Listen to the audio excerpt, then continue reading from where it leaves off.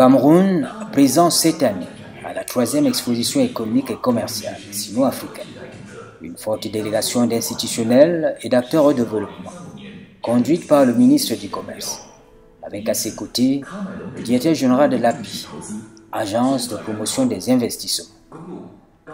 Au-delà de l'exposition des produits et services fabriqués localement, à travers des conférences, la foire au projet, les rencontres d'affaires, le Cameroun a pu donner des informations utiles sur les différentes opportunités commerciales, le climat des affaires. L'objectif, c'est d'abord d'informer, de présenter notre destination, de présenter les atouts du Cameroun, de présenter les grands projets, que ce soit des projets étatiques ou des projets privés, aux investisseurs potentiels. Et vous avez vu comment le public était vraiment intéressé par notre destination et nous avons eu l'information selon laquelle il y a un groupe d'investisseurs qui va se rendre au Cameroun d'ici la fin du mois pour visiter, pour travailler avec les autorités portuaires, que ce soit le port de Kribi ou bien le port de Douala. Et étant entendu qu'il y a eu également d'autres idées suivant les plateformes concernant les produits camerounais. Nous apprécions l'expertise camerounaise en Chine. Cette mission-là est promue à l'origine par un de nos compatriotes qui vit ici en Chine et qui a su créer des relations d'affaires importantes, des relations d'affaires fructueuses à travers la création soit de chambres de commerce, soit d'associations en tout genre. Donc réellement, oui, il faut encourager évidemment l'expertise, l'exportation de l'expertise. C'est ce qu'on appelle dans le jargon du commerce aussi, le commerce des services. Il faut vendre son expertise, mais il faut la vendre pour qu'il y ait un retour. Le retour, c'est au bénéfice de l'économie nationale. Le Cameroun doit se vendre sous toutes les formes, en marchandises, en produits, mais également en ressources, en expertise humaine.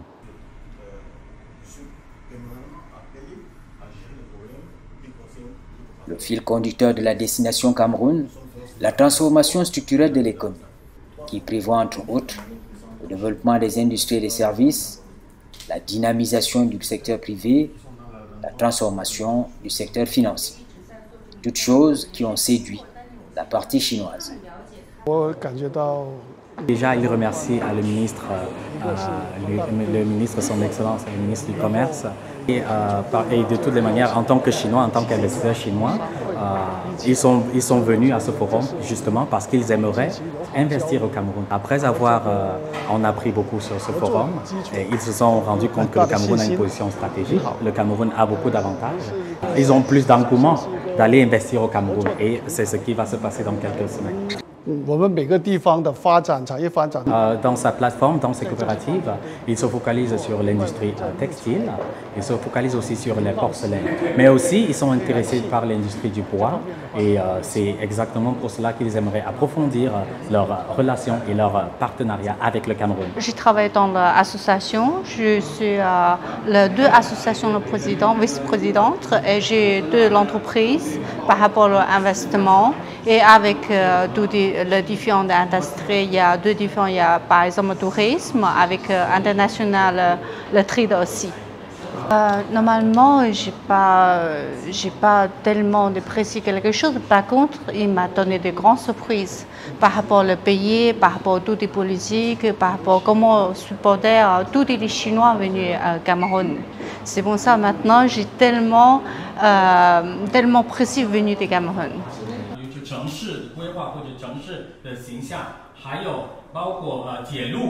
Le Cameroun s'est vendu en Chine, conscient de l'importance du marché qu'il constitue. Un marché global au sein duquel les produits ainsi que les services fabriqués localement circulent librement, bénéficiant des contingences douanières ou tarifaires aménagées. Des infrastructures comme le port autonome de Kribi, qui offre des opportunités d'affaires aux investisseurs étrangers. Tout d'abord, je tiens à remercier le gouvernement camerounais pour le déploiement qu'ils ont mis pour que le Cameroun participe à cette 3e édition de la Chine-Afrique. à Tchancha. Cette fois, c'est une fois qui regroupe tous les pays africains et il n'était pas vraiment clair si le Cameroun ne participait pas. Et aussi, je tiens à remercier l'API pour l'organisation du forum qu'ils ont créé pour permettre aux Camerounais, aux partenaires chinois, de mieux connaître les opportunités d'affaires qu'il y a sur le Cameroun.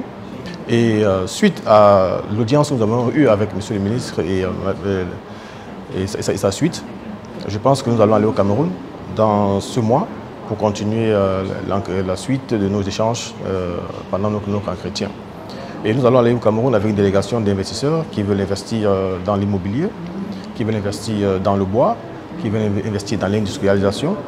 Et nous allons aller toucher du doigt les réalités du Cameroun afin de revenir en Chine, prendre des bonnes décisions et de lever des fonds pour pouvoir réaliser tous les projets que nous avons en cœur.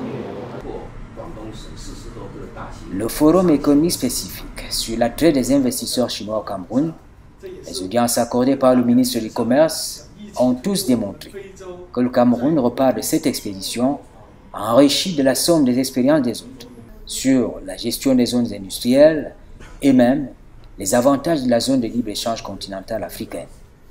Nous avons appris avec beaucoup d'émerveillement ce que le développement de la Chine doit pour beaucoup à la mise en place des zones industrielles. Ce que nous avons en chantier au Cameroun, ces zones industrielles qui regroupent donc dans des unités précises, encadrées avec un certain nombre d'avantages qui permettent de booster la production destinée à l'exportation initialement. Mais aujourd'hui, il y a un autre avantage avec la zone de libre-échange continentale africaine, l'une des dernières décisions prises par les chefs d'État de l'Union africaine, c'est que les produits issus de ces zones ne sont plus simplement des produits pour l'exportation assujettis au paiement des droits et taxes de douane dans les pays où ces produits vont, mais aujourd'hui sont considérés comme des produits qui sont simplement issus et qui sont destinés au marché intérieur, c'est-à-dire au marché africain. Et donc l'avantage sera à ces pays qui sauront mettre en place ces zones, qui sauront donc produire et qui ne seront pas pénalisés à l'exportation à travers des taxes et droits de douane. Et donc c'est un avantage et c'est une des grandes leçons que nous avons retenues de cette mission en Chine. Quelques chiffres, hein, les zones industrielles occupent 0,3% de l'espace en Chine, mais en termes de PIB, cela représente 11 ou 13%. Vous voyez le décalage, peu de place que ça occupe, mais en termes de résultats, c'est l'effet multiplicateur qui joue. Rendez-vous du donner et du recevoir, les Chinois, dans la prudence habituelle, ceux qui prennent le risque d'injecter des capitaux dans la réalisation des projets d'intérêt économique, ont posé la question des quotas des entreprises au regard de la loi. Nous avons donné le chiffre de 10 entreprises. 10 entreprises uniquement pour les entreprises qui ont signé une convention avec nous dans le cadre de la loi de 2013. Ce n'est pas un chiffre qui englobe toutes les entreprises chinoises qui viennent s'installer au Cameroun, parce que certains font dans le commerce, d'autres dans des activités qui ne sont pas forcément éligibles à la loi de 2013, mais qui ont quand même leur importance parce qu'elles génèrent également de l'emploi, etc., des investissements. C'est vraiment des grandes entreprises, c'est dans l'agro-industrie, c'est dans les cimenteries, etc., etc. Donc, c'est des entreprises qui ont énormément investi, bien qu'elles soient à 10, elles ont beaucoup investi. Que ce soit pour la Chine ou bien pour les autres pays, il n'y a pas de quota. Hein, il n'y a pas de quota. Les investisseurs issus d'un pays peuvent décider de s'installer au Cameroun, de créer 50 entreprises, 100 entreprises ou 1000 entreprises. Je crois qu'il n'y a pas de quota par pays. Et je le répète encore ici, la loi de 2013 n'est pas discriminatoire. Les Camerounais, les nationaux, les investisseurs nationaux ont les mêmes droits que les investisseurs étrangers. Nous avons eu le privilège d'avoir été mandatés désigné par le chef de l'État pour conduire l'importante délégation camerounaise à cette troisième édition de la foire économique et commerciale sino-africaine. Je dois dire que nous repartons avec une besace plutôt pleine en promesses et pleine en projets. D'abord la présence camerounaise à l'exposition elle-même, proprement dite, avec une gamme variée de produits. Je crois qu'il faut y avoir été, et quand on y a été, on ne peut être que fier. Fier de ce qui est fait par le Cameroun, fier de la diversité, de la diversification de notre économie. Quand on y ajoute les différentes prestations dans les différents ateliers, je pense que le job a été fait, correctement fait par la délégation camerounaise. Et pour couronner le tout, cette session dédiée à la promotion de l'investissement au Cameroun, qui a été organisée par l'Agence de promotion des investissements et qui a fait courir, oui, du beau monde chinois. La salle était pleine.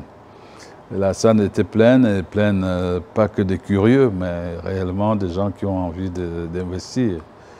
Et pour preuve, cette mission qui a annoncé cette visite d'importants investisseurs chinois qui est annoncée au Cameroun au courant de ce mois de juillet, qui est attendu pour investir soit au port de Kribi, soit au port de Douala.